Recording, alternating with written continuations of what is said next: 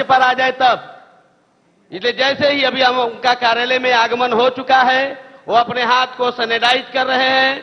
अभी थोड़े देर में वो हाल में पहुंचने वाले हैं, कार्यक्रम के सभागार में।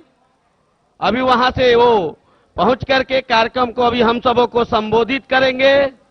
इसलिए आपसे आग्रह है कि आप अपने कार्यक्रम में जैसे ही मंच पर उपस्थित हो, वैसे जोरदार ताली बजाकर हार्दिक स्वागत एवं अभिनंदन करने का काम करेंगे। इसलिए हम सब आपसे आग्रह करते हैं, जैसे ही हमारे अमित शाह जी कुछ पलों में, ऐसे गृह मंत्री जिनके कार्यकाल में ऐतिहासिक फैसले हुए, ऐतिहासिक निर्णय हुए, जिन्होंने भारत की दशा और दिशा बदलने में जिनका योगदान रहा है, ऐसे माननीय गृह मंत्री हम लोगों के बीच में कुछ ही पलों में उपस्थित होने वाले हैं, हमारे कार्यक्रम में उपस्थित होने वाले हैं। आपसे आग्रह है कि आप सब माननीय अमित शाह जी का हार्दिक अभिनंदन करने के लिए एक बिहारी ताली बजाते हुए जोरदार अभिनंदन करने का काम करेंगे। अब कुछ पलों में माननीय गृह मंत्री जी हम लोगों के बीच में उपस्थित होने वाले हैं। आपसे आग्रह है, आप सब अभी कुछ ही पलों में जिनका इंतजार हम लोग करीब एक सप्ताह से कर रहे हैं, माननीय गृह मंत्री जी माननीय मंच पर उपस्थित हो, एक बार जोरदार ताली बजाकर, जरा जोरदार ताली बजाकर हाथ उठा करके हर हर महादेव।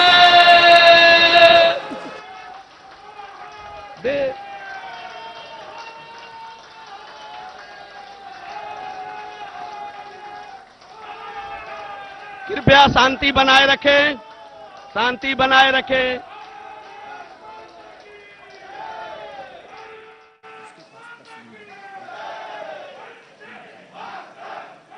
मनीष पांडे जी, हो गया।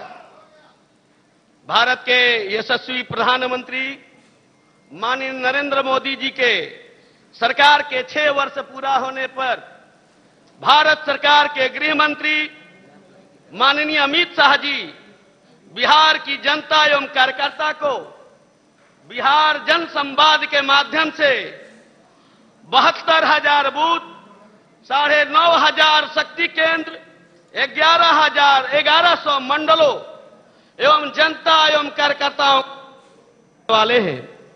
इसलिए माननीय गृह मंत्री जी का हम लोग हार्दिक स्वागत एवं अभिनंदन करते हैं। और माननीय प्रदेश अध्यक्ष जी डॉक्टर संजय जायसवाल जी, बिहार सरकार के उप मुख्यमंत्री श्री सुशील कुमार मोदी जी, राष्ट्रीय महामंत्री बिहार प्रभारी माननीय भूपेंद्र यादव जी, मंचासीन नेताओं से आग्रह करता हूं कि पटना में उपस्थित दीप प्रज्वलन कर और कार्यक्रम का उद्घाटन करें। माननीय नेतागण,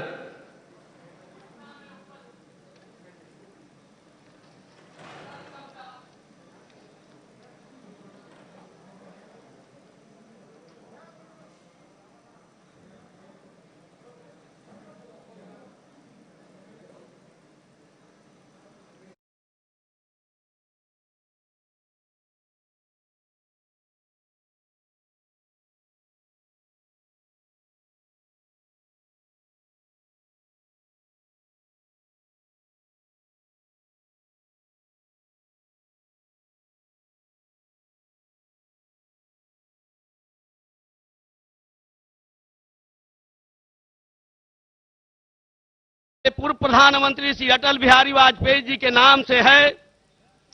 आज इस कार्यक्रम के माध्यम से पूरे बिहार की जनता से माननीय गृह मंत्री जी हम सबों का मार्गदर्शन करेंगे और हम आग्रह करते हैं हमारे दिल्ली में उपस्थित वरिष्ठ मंत्री भारत सरकार के श्री रविशंकर प्रसाद जी से, जो माननीय गृह मंत्री जी का पटका दे करके स्वागत और अभिनंदन करने की कृपा करें। माननीय श्री रविशंकर प्रसाद जी।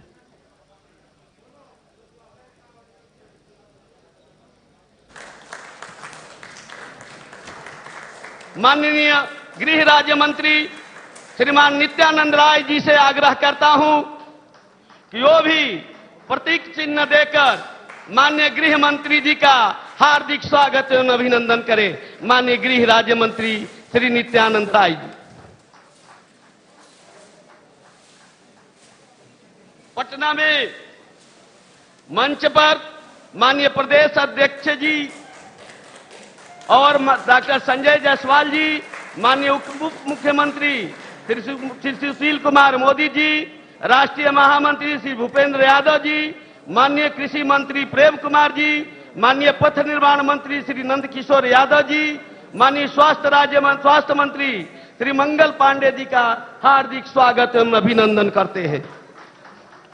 दिल्ली में एक मंच पर उपस्थित भारत सरकार के मंत्री श्री रविशंकर प्रसाद जी, श्री नित्यानंद राय जी, श्री अश्वनी चौबे जी, श्री आर.के. सिंह जी, श्री राजीव प्रताप रूडी जी, श्री शाहनवाज हुसैन जी का हम सब मिलकर कार्यकर्ता हार्दिक स्वागत एवं अभिनंदन करते हैं।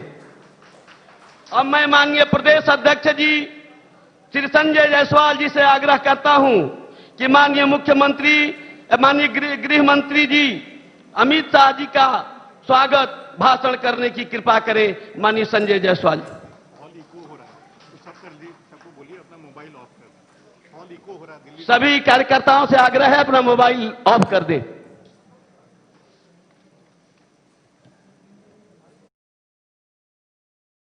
अपना मोबाइल को साउंड ऑन कर लिए हुए हैं, इसलिए उसको ऑफ कर लीजिए।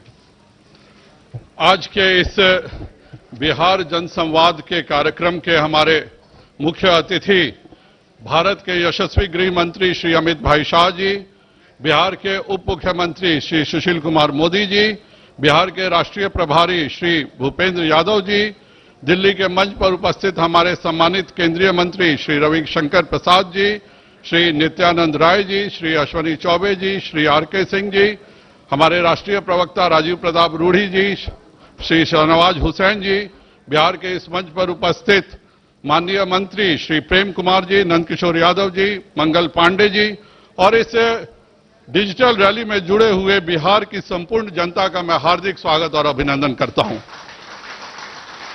मंत्रालयों में आपदा की घड़ी मैंने बहुत देखी है और हमेशा सुनने को मिलता है कि मंत्रालय 24 घंटे किसी भी आपदा में काम करते हैं, लेकिन विश्व के इतिहास में पहली बार मैं यह घटना देखा हूं कि कोरोना के महामारी में गृह मंत्रालय ने न केवल माननीय गृह मंत्री श्री अमित भाई शाह जी बल्कि उनके दोनों राज्य मंत्रियों के साथ 2 महीने तक लगातार 24 घंटे वॉर रूम में बैठ करके जनता का जो ध्यान रखा उसके लिए मैं उनका हार्दिक अभिनंदन करता हूं और धन्यवाद देता हूं भारत की जनता की तरफ से।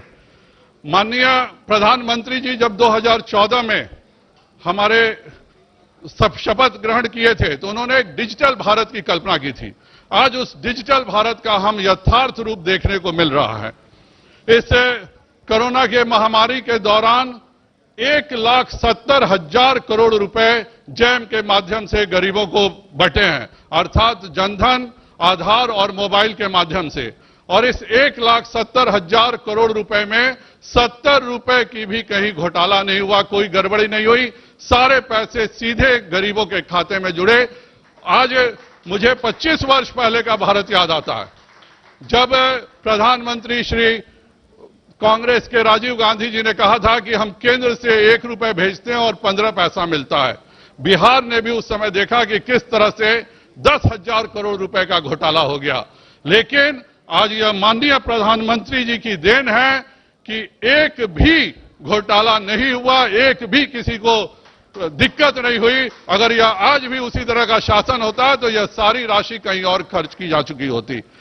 और कोरोना महामारी में हमने देखा है कि इटली जैसा जो उन्नत देश है वहां पर अप्रैल के महीने में इस बात की चर्चा होती थी कि किस उम्र के लोगों को अस्पताल में आईसीयू में रखना है और किस उम्र के लोगों को घर में छोड़ देना है। इस दुखद परिस्थिति से पूरा विश्व झेल रहा था, लेकिन यह भारत के माननीय प्रधानमंत्री श्री नरेंद्र भाई मोदी जी की देन थी कि भारत में सभी की चिंता की गई, खास करके जो गरीबों को 15 किलो अनाज 3 महीने के लिए और 3 किलो दाल जो दिया गया। अगर एक परिवार में 4 सदस्य भी माने तो 60 किलो अनाज अलग से जो सरकारें देती हैं, राज्य सरकारें, उससे अलग से 60 किलो का अनाज दिया, किसी ने दिया है तो वह माननीय प्रधानमंत्री श्री नरेंद्र भाई मोदी जी ने दिया है।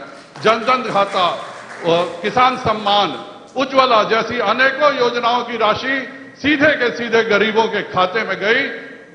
हमारे अप्रवासियों के लिए 8 करोड़ अप्रवासियों के लिए 2 बार का राशन इसी प्रकार से मुफ्त में वितरण किया गया। यह सब केवल नरेंद्र भाई मोदी जी के द्वारा ही यह सब संभव है। मैं माननीय प्रधानमंत्री श्री नरेंद्र भाई मोदी जी के 6 वर्ष के कार्यकाल पूरे होने के उपलक्ष्य में बिहार जनसंवाद की इस डिजिटल रैली में आप सभी का हार्दिक स्वागत और अभिनंदन करता हूं। संपूर्ण बिहार की जनता का स्वागत करता हूं और माननीय गृह मंत्री हमारे अमित भाई शाह जी को बहुत बहुत धन्यवाद देता हूं कि उन्होंने बिहार प्रदेश भाजपा को भारत के इतिहास की पहली वर्चुअल रैली में काम करने का मौका दिया। और मैं आपको माननीय गृह मंत्री जी बता दूं, हमारे 72,000 बूथों पर सप्तऋषि 7 अलग अलग स्थानों पर बैठ करके आपके संदेश को हम सुनेंगे। मैं आज पुनः माननीय गृह मंत्री जी को बहुत बहुत धन्यवाद देता हूं। भारत माता की, भारत माता की, बहुत बहुत धन्यवाद। धन्यवाद माननीय प्रदेश अध्यक्ष जी, आपने बहुत सारगर्भित विषय रखने की कृपा की।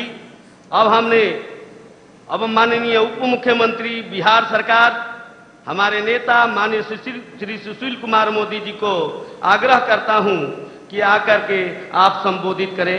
माननीय श्री सुशील कुमार मोदी।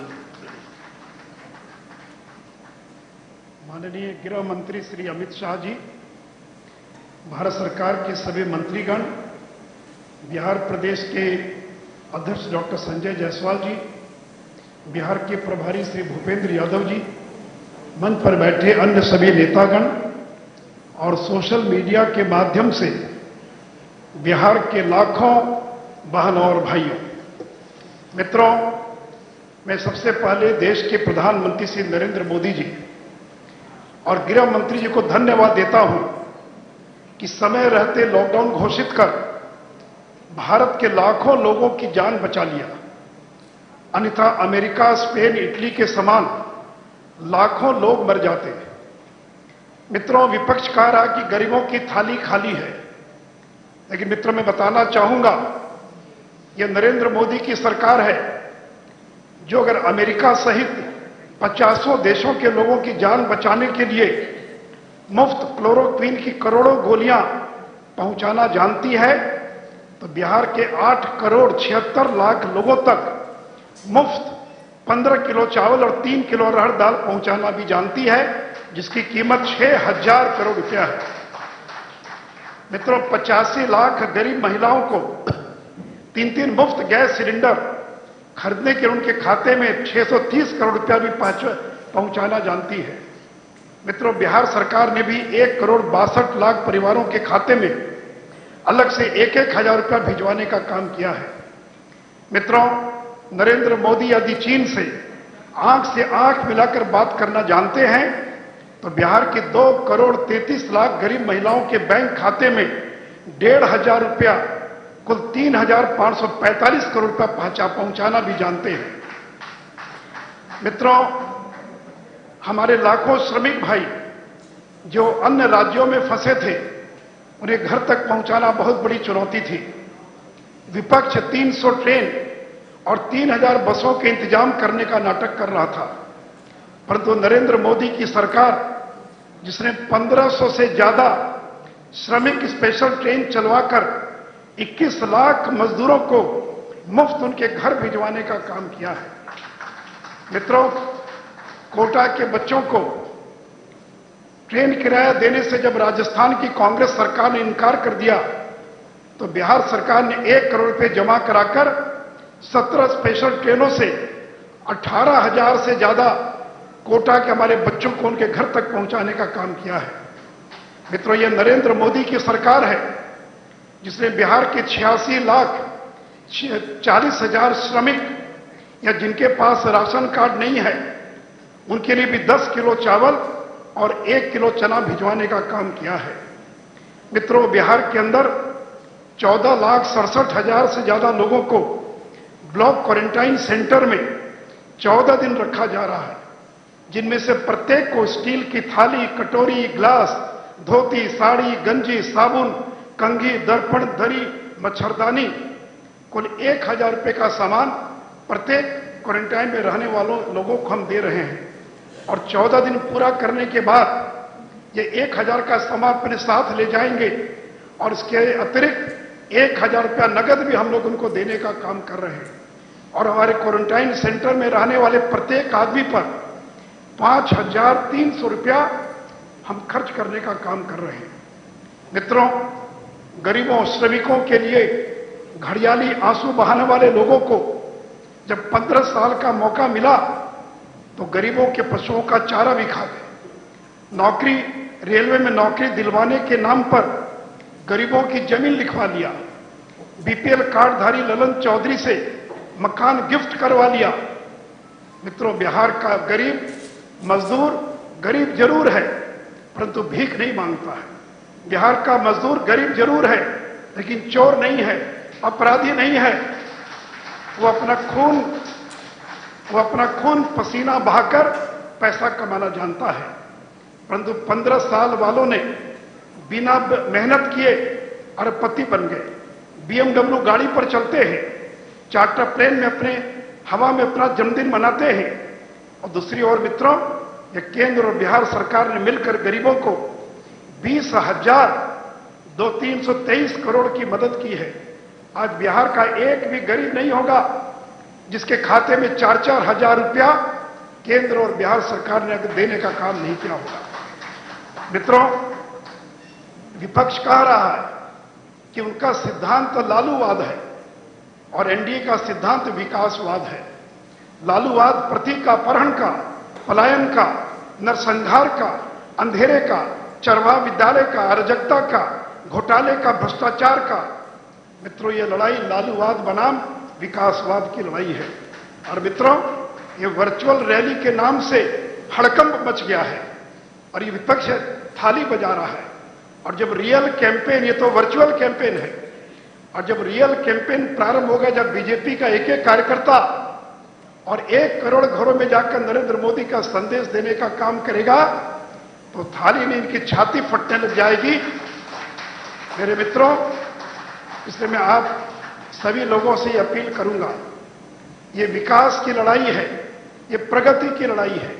और मुझे पूरा भरोसा है कि श्री नरेंद्र मोदी और बिहार सरकार मिलकर हम कोरोना को भगाएंगे और बिहार में विकास को लाएंगे।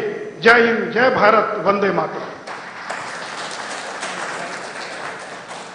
धन्यवाद माननीय बिहार के उप मुख्यमंत्री श्रीमान सुशील कुमार मोदी जी।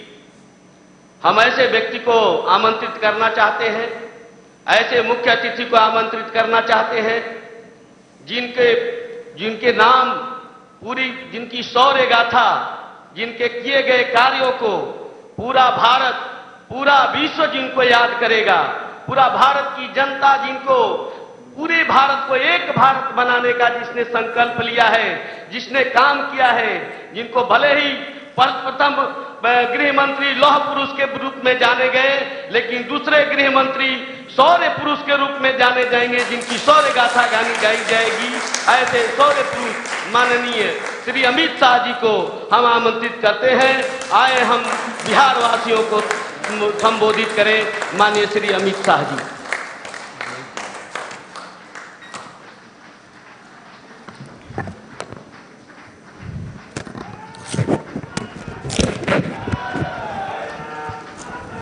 अमित शाह जी जिंदाबाद,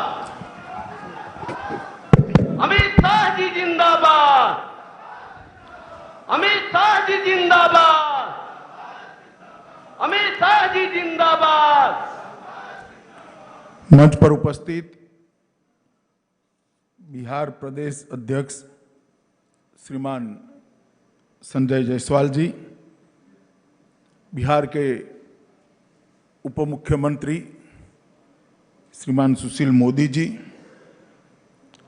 बिहार के प्रभारी और राष्ट्रीय महामंत्री भाई भूपेंद्र यादव जी,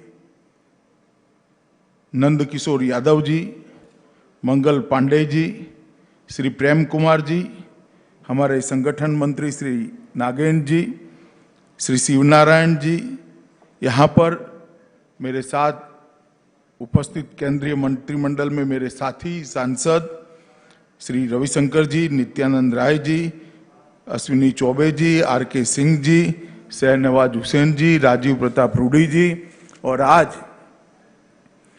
भारत के राजनीति के इतिहास में पहली वर्चुअल रैली के अंदर उपस्थित बिहार के सभी प्यारे कार्यकर्ता भाइयों और बहनों, आप सभी का मैं भारतीय जनता पार्टी की ओर से स्वागत करता हूं। सबसे पहले कोरोना की महामारी के अंदर जिन लोगों ने देश और विश्व में अपनी जान गंवाई है, वो सभी के परिवारजनों के प्रति मैं संवेदना व्यक्त करता हूं और ईश्वर को प्रार्थना करता हूं कि जिनकी जान गई है वो सभी को अपने शरण में ले और चिर शांति उनको प्रदान करें। जो लोग बीमारी से लड़ रहे हैं और कोरोना के खिलाफ जंग लड़ रहे हैं, वो सभी को मैं बहुत बहुत शुभकामनाएं देना चाहता हूं। आप जल्दी जंग लड़कर वापिस आइए और आत्मनिर्भर भारत की लड़ाई के अंदर जुड़कर विश्व के अंदर भारत को प्रस्थापित करने का प्रयास करिए। और वो करोड़ों कोरोना वॉरियर को भी मैं सलाम करना चाहता हूं कि जिनके परिश्रम के कारण, जिनके बलिदान के कारण, जो अपनी जान जोखिम में डालकर सेवा का व्रत हाथ में लिए हुए हैं, वो हजारों स्वास्थ्यकर्मी, लाखों पुलिसकर्मी और जो अपनी अपनी जगह पर सेवा का भेख लेकर कोरोना की लड़ाई लड़ रहे हैं, वो सभी को मैं मन से सलाम कर कर उनके समर्पण और सेवा को एक्नॉलेज करना चाहता हूं।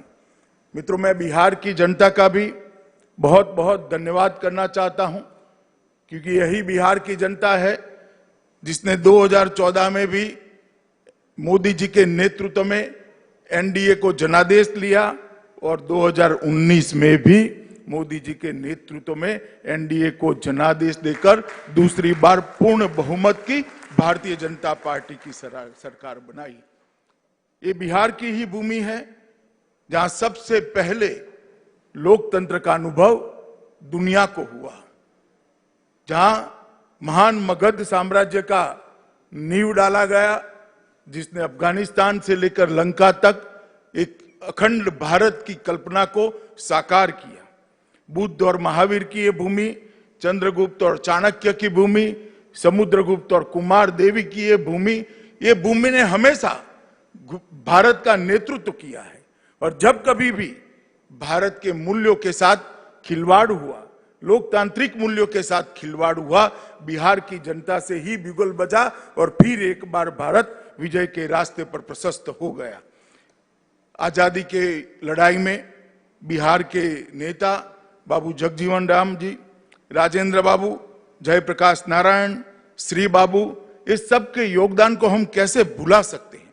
और आजादी के बाद भी जब कांग्रेस पार्टी की नेता श्रीमती इंदिरा गांधी ने आपातकाल डालकर लोकतंत्र का गला घोंटने का प्रयास किया, ये बिहार की जनता ने ही जेपी के नेतृत्व में आंदोलन कर कर फिर से एक बार लोकतंत्र को प्रस्थापित करने का काम किया था। आज मैं जॉर्ज साहब और राम मनोहर लोहिया जी को भी याद करूंगा, क्योंकि ये दोनों की कर्म भूमि भी बिहार रही है। ये बिहार की भूमि ने भ्रष्टाचार, परिवारवाद, वंशवाद के खिलाफ हमेशा लड़ाई लड़ी और सामाजिक न्याय के झंडे को हमेशा के लिए बुलंद किया। मित्रों, आज मैं जब आपके सामने ये वर्चुअल रैली के माध्यम से आपके सामने बात कर रहा हूं, कुछ लोगों ने अभी थाली बजाकर ये रैली का स्वागत किया है। मुझे अच्छा लगा कि देर सवेर मोदी जी की अपील को उन्होंने माना और कोरोना के खिलाफ थाली बजाकर जंग के अंदर वो जुड़ गए। कुछ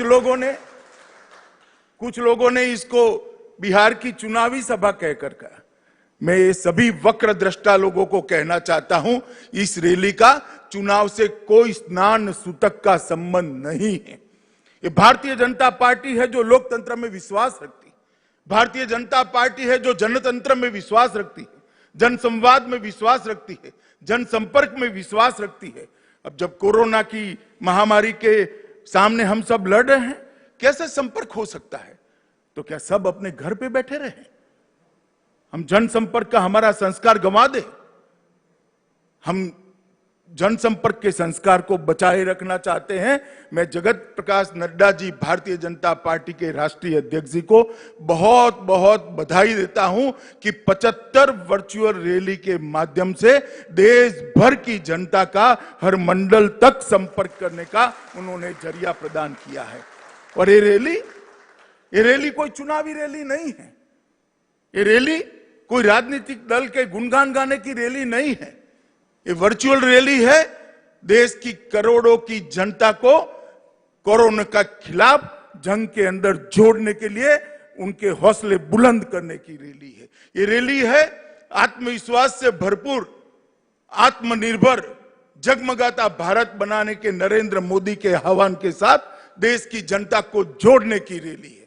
जो वक्रदृष्टा लोग इसमें भी राजनीति देखना चाहते हैं, मैं उनको पूछना चाहता हूं, किसने रोका है भैया आपको? दिल्ली में बैठकर मौज करने की बजाय पटना से दरभंगा तक एक वर्चुअल रैली ही कर लेते, किसने रोका था? मगर मैं इन पर ज्यादा समय जाया करना नहीं चाहता। मित्रों, नड्डा जी ने भारतीय जनता पार्टी के कई नेताओं के माध्यम से देश में 75 वर्चुअल रैलियों को आयोजित किया है और मुझे भरोसा है ये वर्चुअल रैली के माध्यम से न केवल भारतीय जनता पार्टी के करोड़ों कार्यकर्ता परंतु करोड़ों करोड़ों की देश की जनता का संपर्क कर कर आत्मनिर्भर भारत की हमारे मोदी जी के आह्वान को हम सफल बनाने के लिए जुट जाएंगे, जनता को भी जोड़ेंगे और कोरोना के खिलाफ जो लड़ाई मोदी जी ने छेड़ी है इसमें विजयी होकर भारत फिर से एक बार आत्मविश्वास के साथ आत्मनिर्भर भारत के रास्ते पर चल पड़ेगा। इसलिए मैं सभी कार्यकर्ता को कहता हूं कि कुछ वक्रदृष्टा लोग कुछ भी कहे, हमें हमारा रास्ता चलित करने की जरूरत नहीं है, हमें हमारे रास्ते पर चलते जाना है और हमारे लक्ष्य तक हमारा संघर्ष चालू रखना है। मित्रों, आज इस रैली के माध्यम से बिहार के लाखों कार्यकर्ता और जनता भारतीय जनता पार्टी के इस मंच के साथ जुड़ी है। मैं सभी को मनपूर्वक प्रणाम करना चाहता हूं, क्योंकि जब कभी भी भारतीय जनता पार्टी के नेता नरेंद्र मोदी जी बिहार की जनता के सामने अपनी झोली लेकर वोट मांगने आए, मोदी जी की झोली को आपने वोटों से भरकर पूर्ण बहुमत दोनों बार दिलाया है। और वो पूर्ण बहुमत जो आपने दिया, जो विश्वास दिया, मोदी जी को जो साहस बंधाया, मोदी जी पर आशीर्वाद दिए, इसी का परिणाम है कि पूरा पूर्वी भारत, न केवल बिहार, पूरा पूर्वी भारत आज विकास के रास्ते पर चल पड़ा है। 2014 में मोदी जी ने कहा था कि भारत का विकास जो अब तक चला उसमें पश्चिमी भारत और पूर्वी भारत के विकास के अंदर बहुत बड़ा अंतर है। आजादी के समय जीडीपी के अंदर पूर्वी भारत का योगदान बहुत ज्यादा होता था, परंतु आजादी के बाद कुछ इस प्रकार से सरकारें चली जिसने पूर्वी भारत को पूर्णतया देखा नहीं, इसके विकास से अपना मुंह मोड़ लिया और परिणाम यह आया कि पूर्वी भारत पिछड़ता गया। मोदी जी ने ये 6 साल के अंदर करोड़ों गरीबों के जीवन में प्रकाश लाने का एक प्रयास किया है। इसका सबसे बड़ा फायदा अगर हुआ है तो मेरे पूर्वी भारत के लोगों को हुआ है, पूर्वांचल के लोगों को हुआ है, बिहार के लोगों को हुआ है, बंगाल, उड़ीसा और उत्तर पूर्व के लोगों को हुआ है। मित्रों, जब मोदी जी ने पहली बार संसद के अंदर कहा कि मेरी सरकार गरीबों के लिए काम करेगी, मेरी सरकार दलितों के लिए काम करेगी, मेरी सरकार आदिवासियों के लिए काम करेगी, मेरी सरकार पिछड़ों के लिए काम करेगी, तब कुछ लोगों ने इंदिरा गांधी को कोट कर कर कहा था कि इंदिरा जी भी गरीबी हटाओ की बात करती थी, इंदिरा जी चली गई, गरीबी वहीं की वहीं रह गई। मगर उनको मालूम नहीं था ये भारतीय जनता पार्टी का नेता नरेंद्र मोदी के बोले हुए वचन है, वो जो बोलते हैं वो करते हैं। और आज देखते देखते आयुष्मान भारत के तहत देश के 50 करोड़ लोगों को 5 लाख तक की सारी स्वास्थ्य सुविधाएं फ्री ऑफ कॉस्ट देने का काम नरेंद्र मोदी जी ने कर 50 करोड़ लोगों के जीवन में एक उजास भरने का काम किया है, उजाला भरने का काम किया है। आज 50 करोड़ लोग, चाहे छोटा बच्चा बीमार पड़ जाए, बूढ़ी मां बीमार पड़ जाए, बूढ़े पिताजी बीमार पड़ जाए, उसको चिंता नहीं है कहीं से लोन लेंगे साहूकार के, वहां से कुछ पैसा जमीन गिरो कर ले आएंगे, अपना मकान गिरो कर ले आएंगे, वो जरूरत ही नहीं है। 1 करोड़ लाभार्थी ने अब तक अपना operation free of cost Modi ji की आयुष्मान भारत योजना के तहत कराकर अपने जीवन को नई दिशा देने का काम किया है। उज्ज्वला योजना के तहत 8 करोड़ से ज्यादा माताएं बहनें आज घर के अंदर चूल्हा के धुआं नहीं सहन करती हैं। कोई बुरी आदत न होने के बावजूद 400 सिगरेट जैसा जितना धुआं हमेशा उनके फेफड़े के अंदर चला जाता था और अकाल ही वो अपने आयुष्य को समाप्त करती थी। मोदी जी ने 8 करोड़ गरीब माताओं के घर में गैस का सिलेंडर भेजकर उनके घरों को धुएं से मुक्त करने का काम किया है। हमारे बिजली मंत्री यहां बैठे हैं। 2.5 करोड़ लोगों को 2.5 ही साल के अंदर सौभाग्य योजना के तहत बिजली पहुंचाने का काम किया। 60 साल की आजादी के बाद 20,000 गांव ऐसे थे जहां पर बिजली नहीं पहुंची थी और 2.5 करोड़ घर ऐसे थे जिनके घर में उजाला नहीं था, अंधेरा था, लालटेन जलानी पड़ती थी। अब लालटेन का जमाना गया है, एलईडी बल्ब का जमाना आया है। 2.5 करोड़ गरीबों के घर में आज एलईडी बल्ब जगमगा रहा है, उनके जीवन को भी जगमगा रहा है। कई माताएं बहनें बच्चियां घर में शौचालय न होने के कारण अपने आप को शर्मसार महसूस करती। 10 करोड़ घरों के अंदर शौचालय भेजकर मोदी जी ने न केवल शर्म को दूर करने का काम किया है, उनको सम्मान दिलाने का काम किया है, उनके आत्मविश्वास को बढ़ाने का काम किया है और उनके अच्छे स्वास्थ्य की भी चिंता की है। प्रधानमंत्री आवास योजना के तहत हमने लक्ष्य रखा है, जब भारत आजादी की 75वीं सालगिरह मनाएगा, इस देश में कोई भी व्यक्ति ऐसी नहीं होगी जिसके पास घर नहीं होगा। हमने 2.5 करोड़ लोगों को घर देने का काम पहली ही टर्म के अंदर 14 से 19 के बीच में समाप्त कर दिया है। और मोदी जी ने सबसे बड़ा काम किया है मित्रों, भारत का सम्मान दुनिया के अंदर आसमान तक बढ़ाने का काम नरेंद्र मोदी जी ने किया। एक जमाना था कि हमारी सरहदों से कोई भी घुस जाता था, हमारी सीमाओं के साथ छेड़खानी करता था, हमारे जवानों के सर काट कर ले जाते थे और दिल्ली के दरबार में उफ तक नहीं की जाती थी। हमारे समय में भी उरी हुआ, पुलवामा हुआ, मगर ये नरेंद्र मोदी सरकार थी, भारतीय जनता पार्टी की सरकार थी। कुछ ही दिनों में सर्जिकल स्ट्राइक और एयर स्ट्राइक कर घस में घुसकर दंडित करने का काम भारतीय जनता पार्टी की नरेंद्र मोदी सरकार ने किया। और इसके साथ ही भारत की रक्षा नीति को वैश्विक स्वीकृति मिली। पूरा दुनिया ये मानने लगा कि अमेरिका और इजराइल के बाद अगर कोई देश अपनी सीमाओं की रक्षा करने के लिए सक्षम है तो उसमें तीसरा नाम हमारे महान भारत का जोड़ने का काम किया। और नरेंद्र मोदी जी ने सबका साथ सबका विकास के साथ हमारी सीमाओं को भी सुरक्षित किया और कई ऐसे काम किए जिसके माध्यम से दुनिया में देश को सम्मान मिला।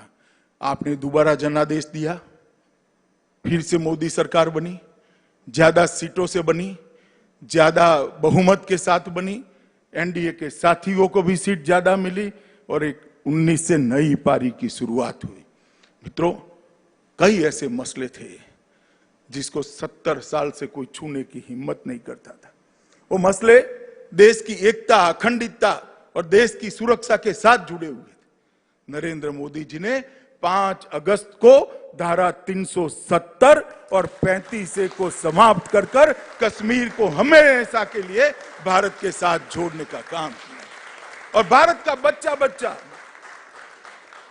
मित्रों, भारत का बच्चा बच्चा इस बात पर गर्व कर रहा है कि 3 पीढ़ियों से कहते थे जहां हुए बलिदान मुखर्जी वो कश्मीर हमारा है, वो महज नारा नहीं था, आज कश्मीर हमारा हो चुका है। वो बात को मोदी जी ने सबको ट्रिपल तलाक एक ऐसा मसला था, करोड़ों मुस्लिम माताएं और बहनें अपने आप को अपमानित महसूस करती थी, उनको उनका अधिकार नहीं मिलता था। वोट बैंक की लालच के कारण कोई इसको ट्रिपल तलाक को हटाने की हिम्मत नहीं करता था।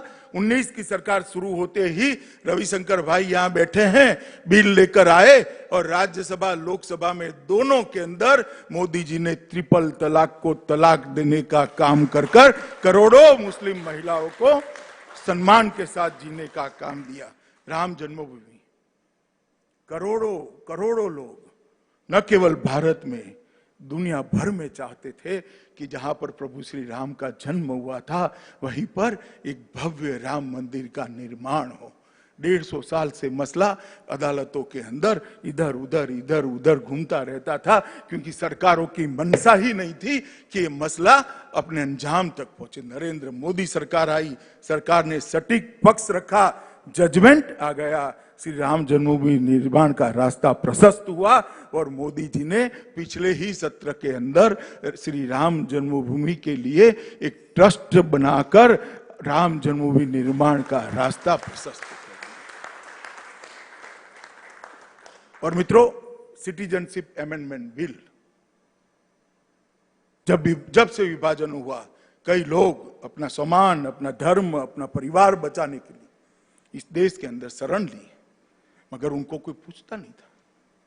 वादा था उस वक्त हमारा कि आपको सम्मान मिलेगा, आपको नागरिकता मिलेगी, समान व्यवहार मिलेगा, हम आपको अपना मानेंगे, मगर वो लोगों के साथ वहां तो अन्याय हुआ ही हुआ, इसके साथ साथ यहां पर भी अन्याय हुआ।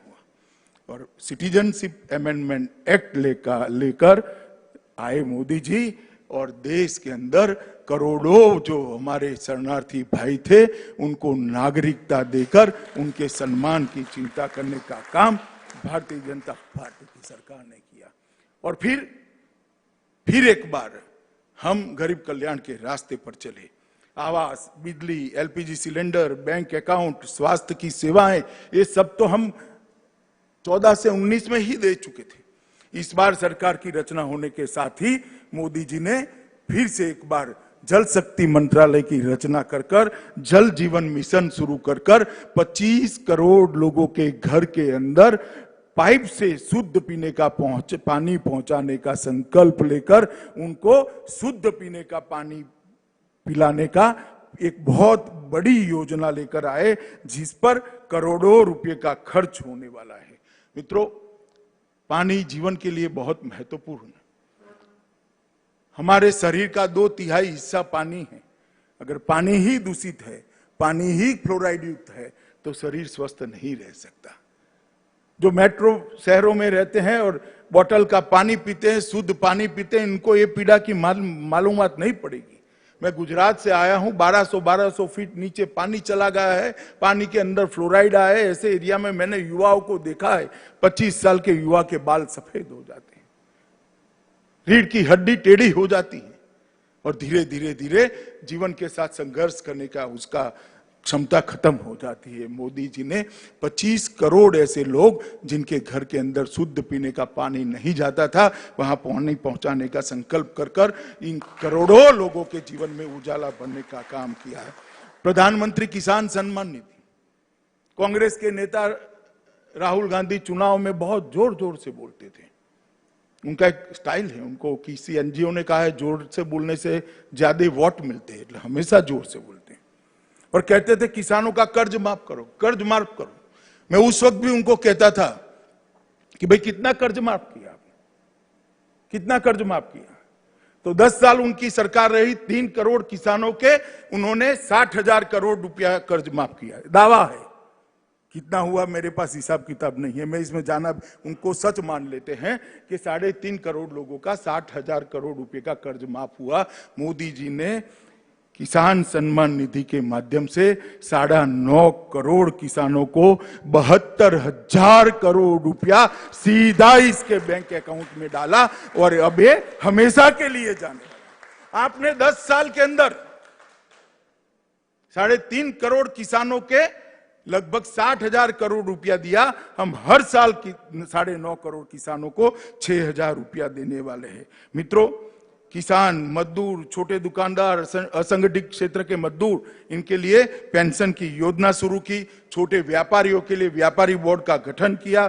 CDS, chief of defence staff, इसकी चर्चा तो बहुत होती थी, किसी में हिम्मत नहीं थी इसको करने की।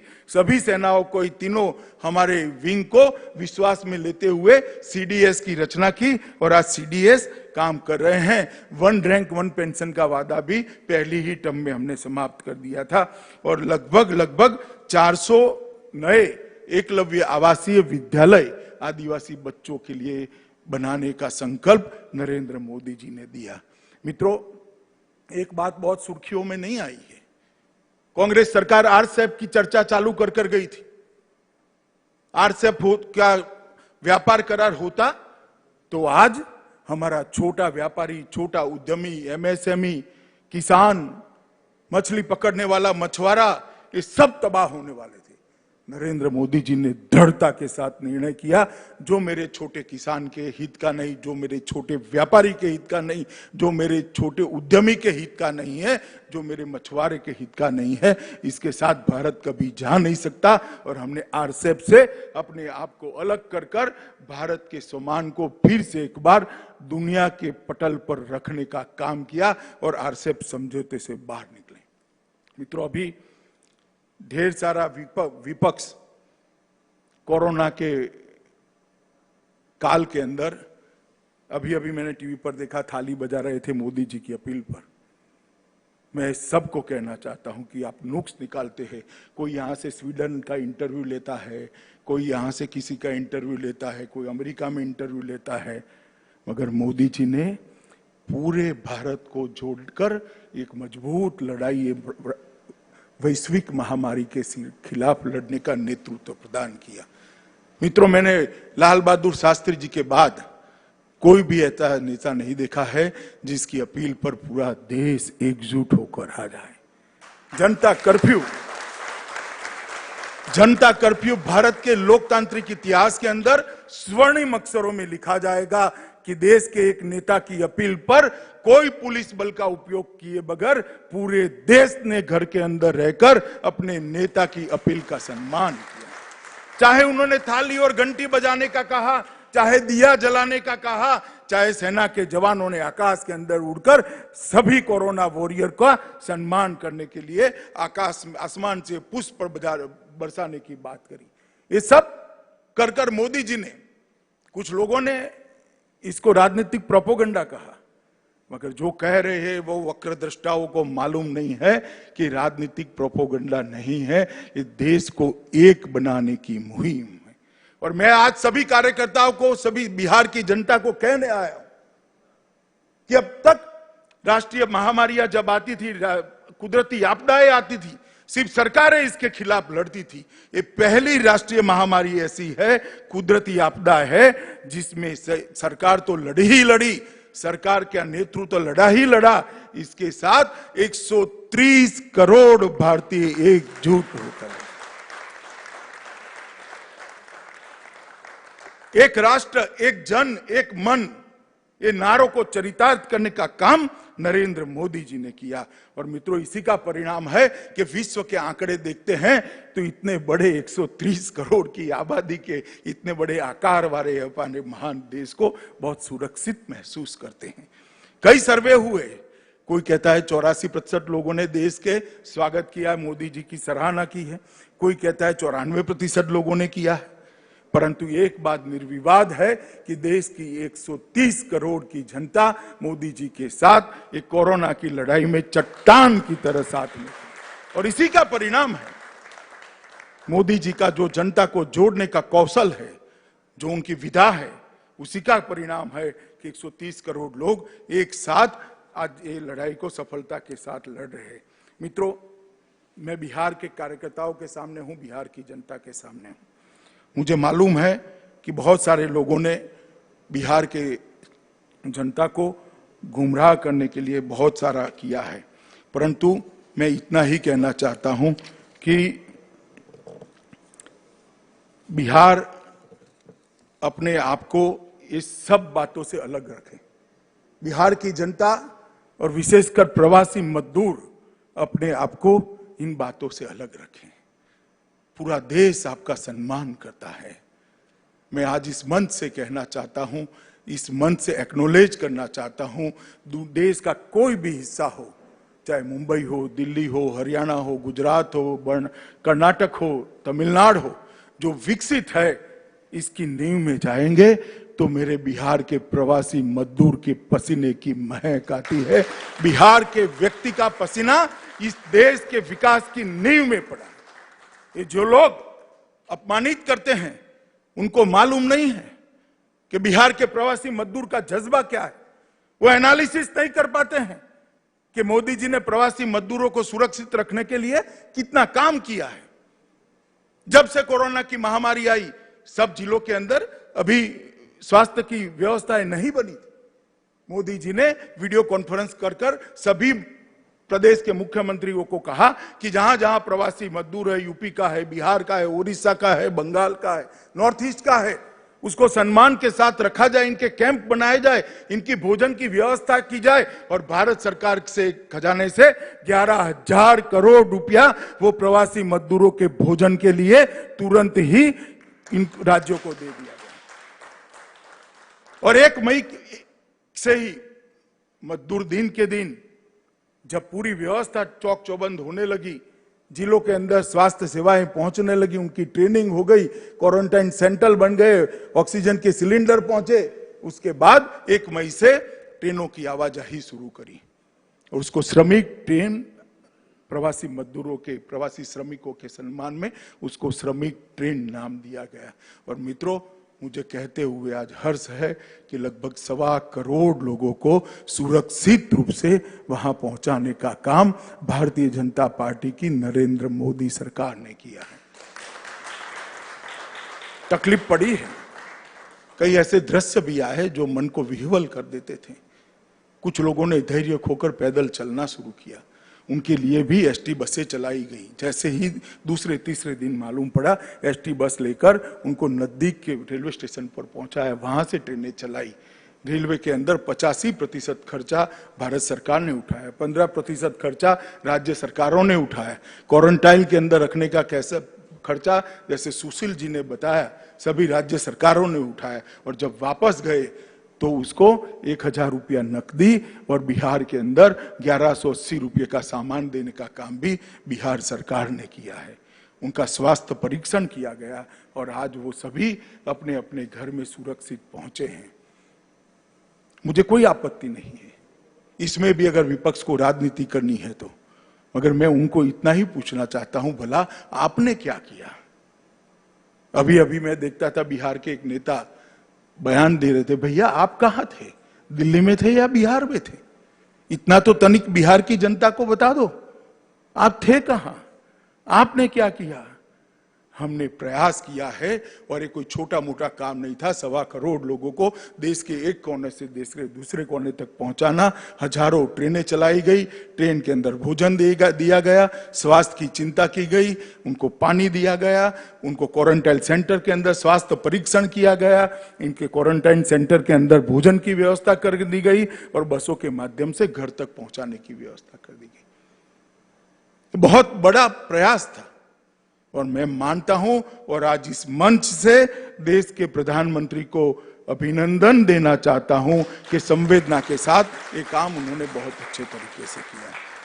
मित्रों, गरीब लोगों के लिए 1,70,00,000 रुपए का एक बहुत बड़ा पैकेज लगभग मोदी जी सिर्फ गरीबों के लिए लेकर आए और 20 लाख करोड़ रुपए का पैकेज, बृहद पैकेज भी लेकर आए जो हमारे जीडीपी का 10% हिस्सा है। मैं किसान सम्मान निधि दिया, बिहार में 59 लाख लोगों को 1180 करोड़ रुपया केंद्र सरकार से सीधा किसान के खाते में गया। जनधन खातों में 20 करोड़ जनधन खाते हैं देश में, बिहार के अंदर 2.38 करोड़ है। 2.38 करोड़ जनधन खातों में सिर्फ बिहार के अंदर 3545 करोड़ रुपया भारतीय जनता पार्टी की नरेंद्र मोदी सरकार ने भेजा। सामाजिक सुरक्षा का पेंशन एक्स्ट्रा दिया गया, लगभग 36 लाख लोग हैं और 36 लाख लोग बिहार के जो है इनको 364 करोड़ दिया गया। उज्ज्वला योजना के तहत 3 गैस के सिलेंडर दिए गए। बिहार में 84.4 लाख लोगों के पास उज्ज्वला गैस का सिलेंडर है।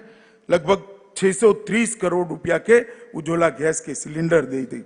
कुल बिहार के अंदर ही, मैं सिर्फ बिहार का आंकड़ा कहता हूं कि आज बिहार की जनता से बात कर रहा हूं, 4 करोड़ लोगों में 5720 करोड़ रुपया सीधा बैंक अकाउंट में पहुंचाने का काम ये भारतीय जनता पार्टी नरेंद्र मोदी।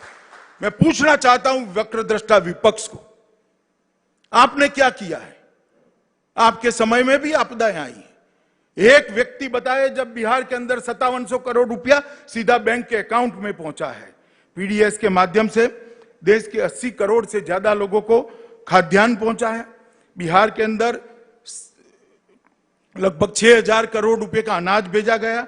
कुल बिहार के अंदर 6000 करोड़ रुपए का अनाज और 5720 करोड़ रुपए अकाउंट में भेजकर 11744 करोड़ रुपया वहां पहुंचने का काम भारतीय जनता पार्टी की नरेंद्र मोदी सरकार ने किया है। और अब नरेंद्र भाई ने अभी गत कैबिनेट के अंदर निर्णय दिया कि एक देश एक राशन कार्ड।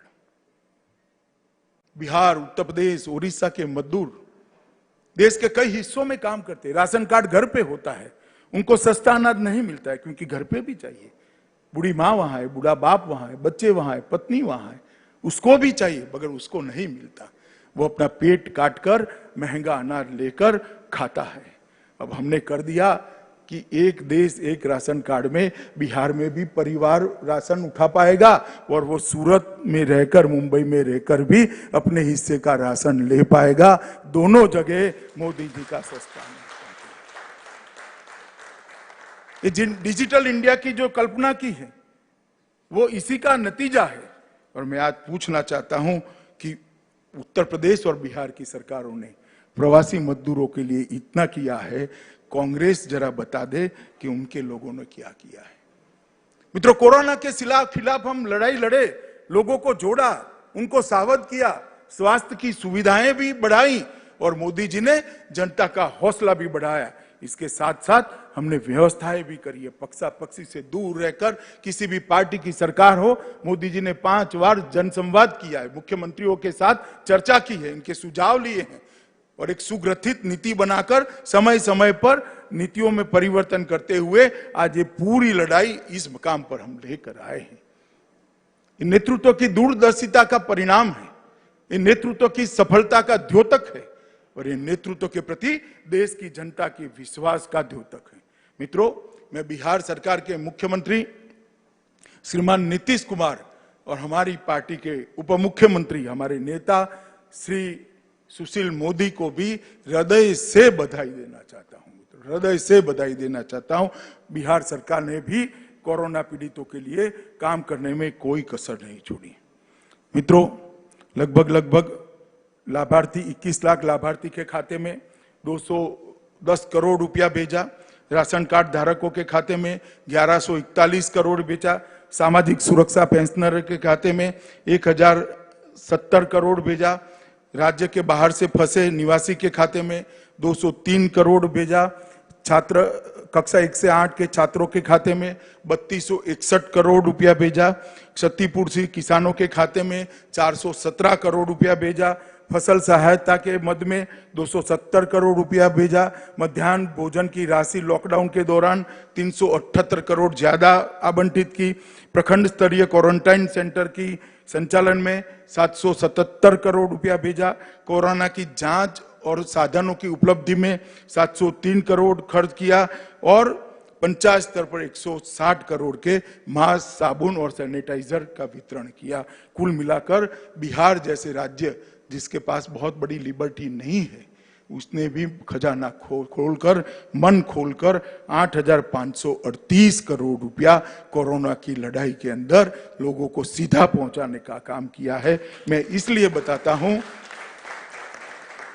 कि नीतीश जी और सुशील जी दोनों प्रसिद्धि करने में थोड़े कच्चे हैं। वो रोड पर खड़े रहकर विरोध में थाली नहीं बजाते हैं, वो चुपचाप सहायता के लिए काम करने वाले लोग हैं। और बहुत अच्छी तरीके से नीतीश कुमार जी के नेतृत्व में, सुशील मोदी के नेतृत्व में बिहार सरकार ने लड़ाई को लड़ी है। मैं बहुत बहुत साधुवाद भारतीय जनता पार्टी के कार्यकर्ता के नाते और देश के गृह मंत्री के नाते भी उनको देना चाहता हूं। मित्रों, मोदी जी ने 6 साल के अंदर बिहार के लिए ढेर सारा काम किया है। ये नई टर्म के अंदर ही हमने 20 लाख करोड़ का जो पैकेज दिया, इससे बिहार के शहद, सब्जी, मछली, दूध और औषधीय खेती को बढ़ावा मिलेगा। पशुपालन को 100% टीकाकरण से मदद मिलेगी।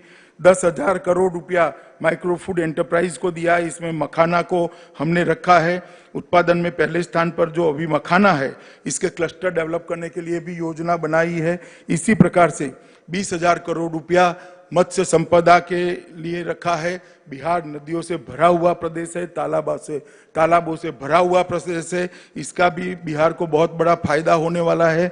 लगभग मधुमक्खी पालन के लिए हमने 500 करोड़ रुपया दिया है। और एमएसएमई, जिसका फायदा बिहार जैसा प्रदेश सबसे ज्यादा उठा सकता है, लगभग 3 लाख करोड़ की बैंक गारंटी भारत सरकार ने दी है और 20,000 करोड़ का हमने फायदा दिया है। मित्रों, मोदी जी ने 2015 में बिहार के विकास के लिए 1,25,000 करोड़ का पैकेज दिया था। तब विपक्ष मजाक उड़ाता था। मैं आज हिसाब लेकर आया हूं, वो 1,25,000 करोड़ में से क्या हुआ।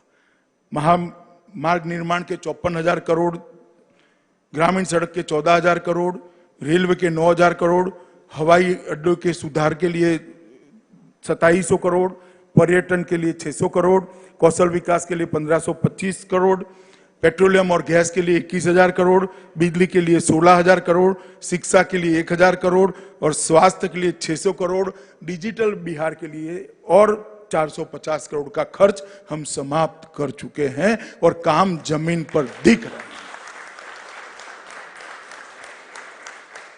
यही बताता है कि जो मोदी जी कहते हैं वो करते हैं। और मोदी जी ने जो कहा था, सबका साथ, सबका विकास और सबका विश्वास, इस सूत्र को इस 1.25 लाख करोड़ के पैकेज से चरितार्थ करने का काम किया। बैरोनी रिफाइनरी की क्षमता बढ़ाई गई, लगभग 14,000 करोड़। बैरोनी स्थित फर्टिलाइजर के अंदर 7,083 करोड़ रुपए का पुनर्निर्माण का खर्चा किया। बैरोनी के अंदर प्रोपिलीन यूनिट की स्थापना की, नए 1,200 करोड़ लगाए। बैरोनी रिफाइनरी में BS6 फ्यूल को कार्यान्वित करने के लिए और 1,500 करोड़ लगाए। 670 किलोमीटर लंबी जगदीशपुर हल्दिया पाइपलाइन परियोजना को 2,300 करोड़ रुपए के माध्यम से शुरू किया गया। पारादीप हल्दिया दुर्गापुर LGP पाइपलाइन का विस्तार शुरू किया, इसके लिए 1,800 करोड़ आवंटित किए। NHAI ने 48 योजना में 54,700 करोड़ रुपया आवंटित किया। प्रमुख नदियों गंगा, सोन, कोसी के सेतुओं का निर्माण चालू है, कई जगह पूर्ण होगा। दक्षिण बिहार को उत्तर बिहार से जोड़ने वाला मोकामा से सिमरिया का पुल, 8 किलोमीटर लंबा पुल, इसके लिए 1,161 करोड़ रुपया देकर काम प्रारंभ हो गया है। पटना गंगा नदी में दूसरा सेतु बनाने का काम शुरू हो गया है। भारत नेपाल सीमा पर एक समांतर रोड बनाने का काम लगभग 1,655 करोड़ रुपए से चालू हो गया है। प्रधानमंत्री ग्रामीण सड़क योजना के तहत 22,500 किलोमीटर की सड़क 13,000 करोड़ रुपए से चालू हो गई है। बोध गया में IIM की स्थापना कर दी गई है। पूसा स्थित कृषि विश्वविद्यालय केंद्रों को केंद्रीय विश्वविद्यालय बना दिया गया है। कृषि के लिए लगभग बांबू और पशु सीमेंट केंद्र का 130 करोड़ का सेंटर बनाया गया है। एयरपोर्ट में 1,200 करोड़ की लागत से पटना एयरपोर्ट का विस्तार हो रहा है। दरभंगा में 100 करोड़ की राशि से नया एयरपोर्ट तैयार हो रहा है। स्वास्थ्य में दरभंगा में एम्स बनाने की हमने शुरुआत की है। पटना, भागलपुर, दरभंगा, मुजफ्फरपुर और गया मेडिकल कॉलेज को अपडेट करने के लिए 600 करोड़ रुपया खर्च किया गया है। नमामि गंगे के तहत 5,000 करोड़ रुपया के खर्च से पटना के अंदर सीवेज ट्रीटमेंट प्लांट की शुरुआत कर दी गई है और 9,000 करोड़ रुपया रेलवे में लगभग 700 किलोमीटर की लाइन के लिए खर्च किया गया है। और यही बताता है कि 1,25,000 करोड़ रुपए का हमारा जो पैकेज था उसको हमने वास्तविकता में बदलने का काम किया है मित्रों। और एनडीए की सरकार जो नीतीश जी के नेतृत्व में, सुशील जी के नेतृत्व में चलती है, मैं आज वो वक्रदृष्टा लोगों को, परिवारवादी लोगों को कहना चाहता हूं, जरा अपना चेहरा आईने में देख लीजिए। जब आपकी सरकार थी 90 से 2005 तक, तब 3.19% आपका विकास दर था। नीतीश जी के नेतृत्व में 11.3% तक पहुंचाने का काम एनडीए की सरकार ने। बजट का आकार अब 23,800 करोड़ छोड़कर गए थे। सुशील जी वित्त मंत्री है, 2,11,761 करोड़ तक बजट को पहुंचाने का काम ये भारतीय जनता पार्टी और एनडीए की सरकार ने किया है। प्रति व्यक्ति आय 0.12% थी, जिसको 4.8% विकास दर के रेफरेंस में किया। कृषि विकास दर 2.35% छोड़कर गए थे, आज 8.5% पर हम ले गए हैं। बिजली की उपलब्धता 22% लोगों के पास थी, आज बिजली की उपलब्धता 100% लोगों के पास की है। 34% पक्की सड़कें थी, आज 96% सड़कों को पक्का कर दिया है। गृह कृषि विकास दर 3.9% छोड़कर गए थे, आज 12.2% तक हमने पहुंचा है। पूंजीगत व्यय 3340 करोड़ तक सीमित था, आज 21,058 करोड़ रुपया पूंजीगत व्यय करने का काम एनडीए की सरकार ने किया है। और राजकोषीय घाटा 6.2% आप कर गए थे, हमने उसको काबू में लेते हुए 2.7% पर लिया है। औद्योगिक विकास दर नेगेटिव था, औद्योगिक विकास दर को हम 17% तक लेकर आए।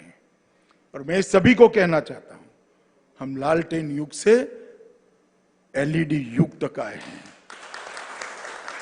लूट एंड ऑर्डर से लॉ एंड ऑर्डर तक की यात्रा हमने काटी है।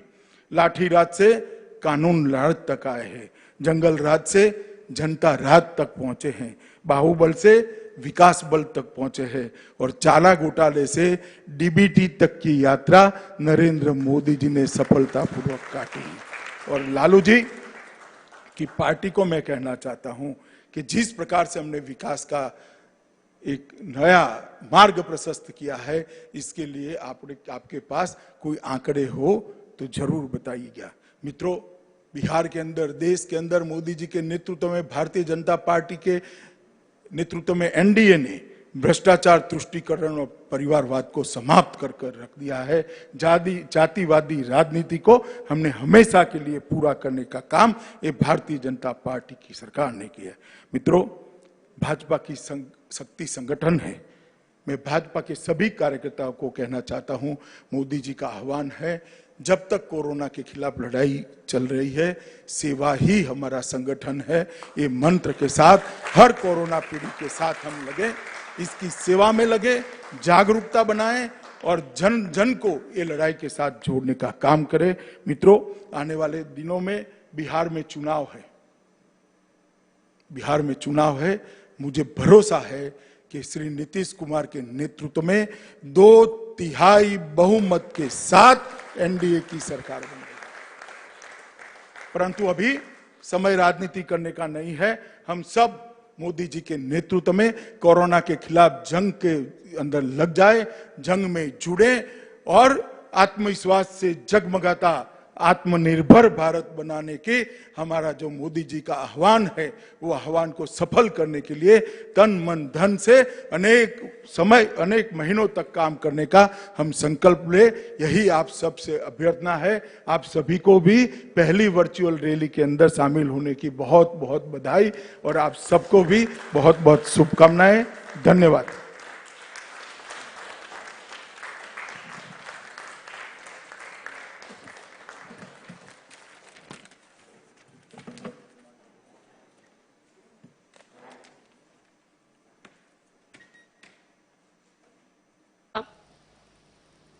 एक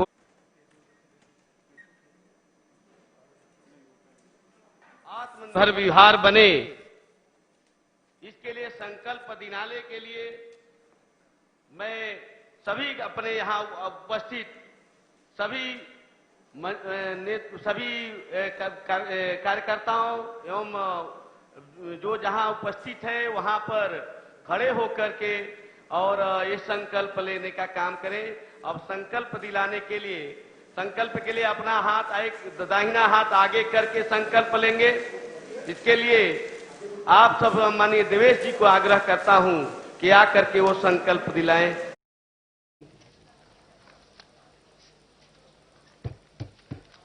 मैं बोलते जाऊंगा, आप मेरे पीछे दोहराते जाएंगे। मैं माननीय प्रधानमंत्री जी के आह्वान पर आत्मनिर्भर भारत की लक्ष्य प्राप्ति हेतु संकल्प लेता हूं कि मैं भारत के संविधान द्वारा निर्देशित नागरिक कर्तव्यों का पालन करूंगा। मैं राष्ट्रीय एकता की भावना, लोकतंत्र के मूल्यों, समतामूलक समाज के निर्माण, सर्वधर्म संभाव व मूल्य आधारित राजनीति को समाज में प्रोत्साहित करूंगा। मैं देश के स्थानीय उत्पादों के निर्माण को प्रोत्साहन देने के लिए मिशन के रूप में कार्य करूंगा। यथासंभव लोकल उत्पादों को ही खरीदूंगा। मैं कोविड की महामारी से लड़ने के लिए सामाजिक जागरूकता, स्वास्थ्य एवं स्वच्छता के अभियान को आगे बढ़ाऊंगा। भारत माता की, भारत माता की।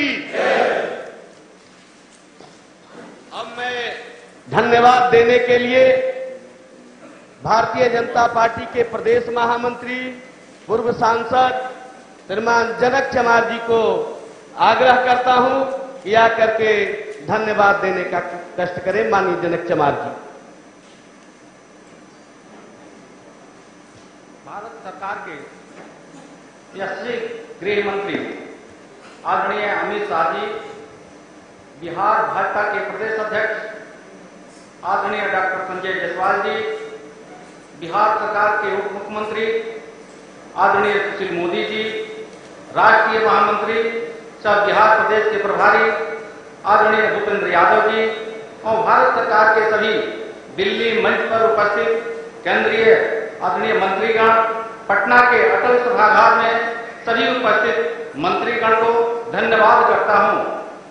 गृह मंत्री आदरणीय अमित शाह जी ने इस संकट काल में हम बिहार वासियों को संबोधित करने के लिए हेतु आभार प्रकट करता हूं तथा मीडिया जगत और बिहार की जनता एवं कार्यकर्ताओं को भी हृदय से धन्यवाद करता हूं, जो लाखों की संख्या में जुड़कर इस कार्यक्रम में भाग लिए हैं। आप सभी को बहुत बहुत धन्यवाद। बोलो भारत माता की। अब मैं कार्यक्रम समापन की घोषणा करता हूं।